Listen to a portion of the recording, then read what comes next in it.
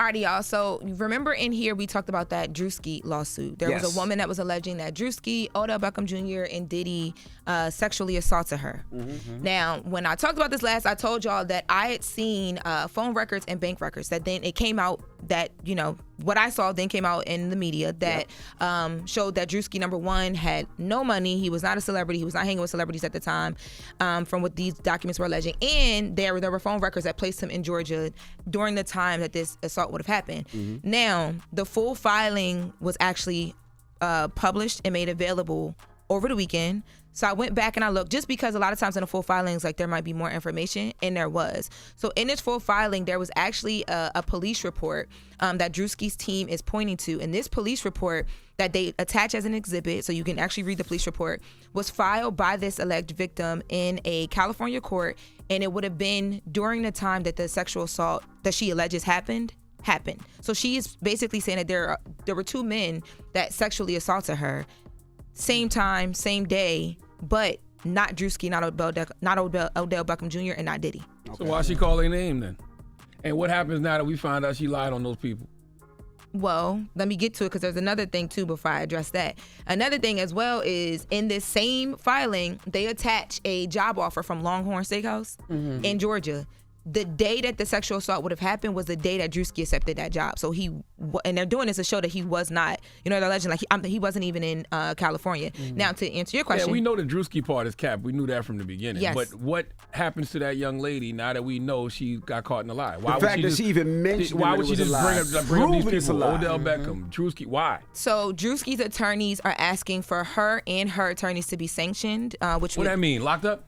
It depends on what the court wants to levy, like what consequences the court wants to give, but they want them to get in trouble. Some kind of penalty anyway. Yeah. So it can be a penalty. You can be stripped of certain things. It just depends on how the judge decides. She should have to pay a fine, or she should go to jail. And then they are also asking that this lawsuit just be dismissed in total. Now, I did reach out to the attorney for the accuser, and the attorney told me that this is a procedurally improper motion, basically that this motion is not correct, and that they look forward to litigating this in court. Your lawyer, you got to know your client is lying. If you don't know your client is lying at this point, then we got to start questioning you and your credentials. Crazy. Like, seriously, like, why do we keep letting people get away with this type of stuff? And how do reputable lawyers, I would think they're reputable lawyers, take these kind of cases on? I'm not for certain. I'm not for sure. But in the filing, Druski team mentions, like, a quick, like, conversation with your client, or, certain searches. Just, there's a lot of things you guys could have done before we got to this point where you're throwing this on him, and this could have caused, brand deal harm, and, like, there's just so much when you throw allegations like this. Right. And when you're in court and you lie, right, you're held in contempt, right? You can't lie technically. So, like, what is it? Well, I guess the difference would be that they're not in a courtroom, because that's the same thing. That's what they're doing. They're lying, the allegations, and then they prove, when it's proven that they're lying, that it should be some type. So it's no law, like no type of nothing set for these people to have to pay for what they did. So there are rules, and that's what Druski's team is talking about. Like, based on the rules of the court, as an attorney, it's kind of like the same thing with the Jay-Z situation. Yeah. Like, Jay-Z's attorney came out and said, if you're an attorney, we're trusting that you're doing things fairly and that you're doing things in good faith, and that you're actually investigating these things before you bring it in a lawsuit in front of a judge.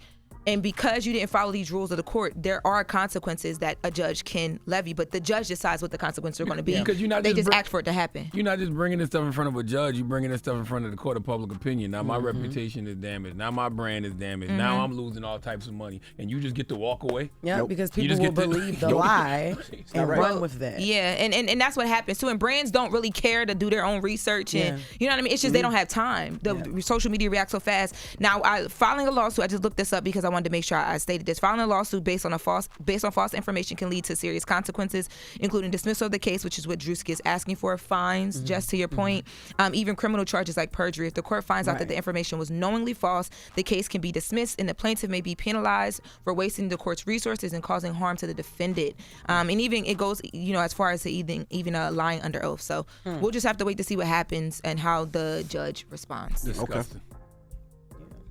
All right. Well, that was the latest with Lauren. Yes. And listen, something that y'all need to watch on television, man, if y'all haven't this weekend.